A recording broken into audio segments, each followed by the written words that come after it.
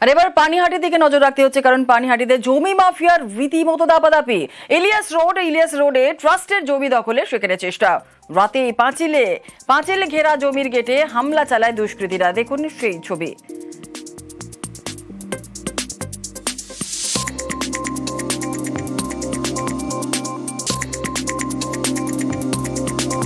ইলিয়াস রোডে ট্রাস্টের জমি দখলের চেষ্টা। রাতেই পাঁচিল ঘেরা জমির গেটে হামলা চালায় দুষ্কৃতীরা। কিন্তু এরা কারা? সিসি ক্যামেরায় যে ছবি আমরা দেখতে পাচ্ছি, পুলিশ কি এদের চিহ্নিত করতে পেরেছে? আরো বিস্তারিত জানাবে সুবীর রয়েছে আমাদের সঙ্গে। সুবীর, দেখো, পানিহাটি পৌরসভার 6 নম্বর ওয়ার্ডের অন্তর্গত ইলিয়াস রোডে নন্দকুমার শ্রীমানি প্রয়াত হয়েছেন এবং সেই সময় তার 7.5 কাঠা জমি গীতা মেমোরিয়াল ট্রাস্টের নামে তিনি দান করেছিলেন। এবং নন্দকুমার শ্রীমানির যারা বংশভূত আছেন তাদের যে লোকজন, তারা কিন্তু দেখাশোনা করতেন এবং সেই জায়গা থেকে কিন্তু এলাকারই যে কাউন্সিলর বিশ্বনাথদের ঘনিষ্ঠ কপি সরোজ তার দলবল নিয়ে গিয়ে রাতের অন্ধকারে এই যে জমির যে গেট, সেই গেটে কিন্তু হামলা চালায়। সেখানে লাথি মারা হয় এবং সেখান থেকে বাইরে থেকে ইট ভেতরে ছোড়া হয়। তারপর গেটের তালা ভেঙে ভেতরে ঢুকে সেই ভেতরে কিন্তু সেই জমি দখল করার চেষ্টা করা হয়, কারণ সেখানে তারা প্রমোটিং করতে চান, এমনটা কিন্তু অভিযোগ এই নন্দকুমার শ্রীমানির যিনি রয়েছেন দুর্গাচন্দ্র নন্দী। এবং তিনি এটাও বলছেন যে গেটের ভিতর ঢুকে দরজা ভেঙে গেট ভেঙে ভেতরে ঢুকে সেখানে তাদের পরিবারের লোকজনেরও হুমকি দেয় কিন্তু এই গোপী সরোজ নামে যে দুষ্কৃতী আছে,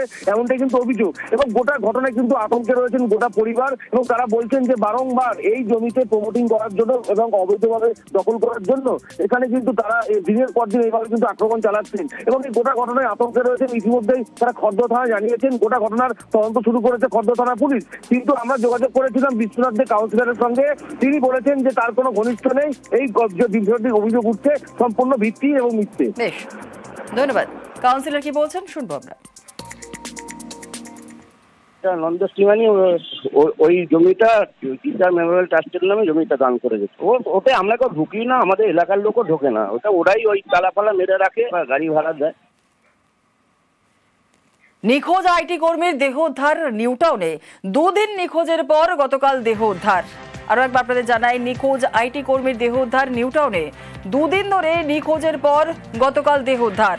পরিবারের অভিযোগেই মোবাইল লোকেশন ট্র্যাক করা হয় এবং লোকেশন ট্র্যাক করে গেস্ট হাউসে পৌঁছায় পুলিশ। রুমের দরজা ভেঙে ভিতরে ঢুকে দেহ উদ্ধার করা হয়েছে। দেহের পাশে উদ্ধার ঘুমের ওষুধের শিশিও। বলতো না মারা গেছে, এইটুকু শুনলাম। নিয়ে গেল, ওটাও পুলিশ এসেছিল। হ্যাঁ, পুলিশ আসলো। বাড়ির লোকজন? হ্যাঁ, বাড়ির লোকজন বলতে কি ওনার স্ত্রী ছিল, আরো কে ওনারই সব আরো আত্মীয় স্বজন ছিল। ওনার বাড়িকার লোক এসেছিল, সাথে বাড়িকার লোক গার্জেন এসেছিল।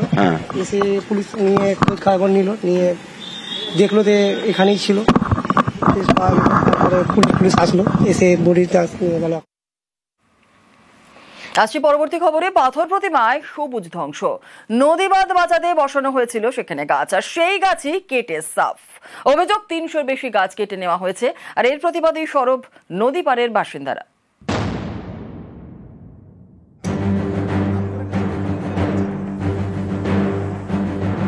নদীর পাড়ে মাটির বাঁধ, এই বাঁধের উপর একের পর এক গাছে কোপ। গাছ বেআইনিভাবে কাটা হলো কেন? প্রশাসন জবাব চাই, জবাব দাও। বেআইনিভাবে গাছ কাটা হলো কেন? আইলা বাঁধের উপর প্রশাসন জবাব চাই, জবাব দাও। দক্ষিণ 24 পরগনার পাথর প্রতিমা। এখানকার জি প্লট গ্রাম পঞ্চায়েতের দক্ষিণ সুরেন্দ্রগঞ্জের গা ঘেঁষে বয়ে গিয়েছে জগদ্দল নদী। এই নদীর পাড়ে মাটির বাঁধ, জলের তোড়ে যাতে ক্ষতি না হয় তার জন্য 2019 সালে বাঁধের উপর গাছ বসায় প্রশাসন।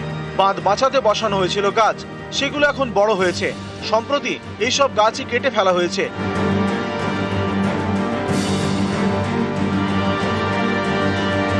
স্থানীয়দের দাবি 300-টির বেশি ঝাউ গাছ হাওয়া। এর প্রতিবাদে বিক্ষোভও দেখান তারা। প্রশাসন জবাব চাই, জবাব দাও। বেআইনিভাবে গাছ কাটা হলো কেন? আইলা বাঁধের উপর প্রশাসন জবাব চাই, জবাব দাও। রাতের অন্ধকারে ঝাউ গাছগুলো কেটে নিয়ে গেছে। এই গাছগুলো লাগানো হয়েছিল ফরেস্ট ডিপার্টমেন্ট থেকে, সেখানেও আমরা গেছি, ওনারা কোনো পারমিশন দেয়নি। তবে আমরা একটা উড়া কোথায় শুনতে পাচ্ছি যে জি প্লটের প্রধান সাহেব নাকি এটা পারমিশন দিয়েছে, এবং দক্ষিণ সুরেন্দ্রগঞ্জের একজন বাসিন্দা সুখদেব ভূঁইয়া ওনার নাম, উনিও পারমিশন দিয়েছেন। এই নদী বাঁধের উপর যদি গাছগুলো এইভাবে কেটে ফেলে দিনের পর দিন, ভবিষ্যতে এই নদী বাঁধটা হারালে আমরা এখানে বসবাস করতে পারবো না। গাছ লাগানো হবে বলে আমাকে বলে যে এই গাছগুলো কেটে দিন। কে বলেছে? এখানকার তার যে এলাকার কি কমিটি আছে ওই কমিটি বেনু ভূঁইয়ার সঙ্গে আমার যোগাযোগ। বেনু ভূঁইয়া কে আপনি জানেন? বেনু ভূঁইয়া কমিটির মেম্বার, এটুকু আমি জানি। কতগুলো গাছ হবে? 182 পিস গাছ কাটা হয়েছে। যিনি গাছ কেটেছেন তিনি বলছেন আপনি পারমিশন দিয়েছেন গাছ কাটা। আমি এই বিষয়ে কিছু জানি না। সকালে যখন আমি যেখানে বেরিয়ে যাই তখন কিছুই দেখিনি। তারপরে যখন আমি ফিরি তখন দেখি না ওখানে গাছ কাটা হচ্ছে। তারপরে ওখানে দেখলাম যে গাছ কাটছে কেন, না আমরা ফরেস্ট থেকে পারমিশন পেয়েছি। কারা বললো? যারা গাছ কাটছে। কিন্তু উনি বলছেন আপনি ওকে অঞ্চলের কাগজ দেখিয়েছেন, আপনি কাটতে পারমিশন দিয়েছেন। না না না না, তাহলে অঞ্চলে আমি যদি কোনো কাগজ দেখিয়েছি বা আমরা যদি কোনো পারমিশন দিয়েছি কাগজ দেখা। পাথর প্রতিমা থেকে বিশ্বজিৎ হালদার, নিউজ 18 বাংলা।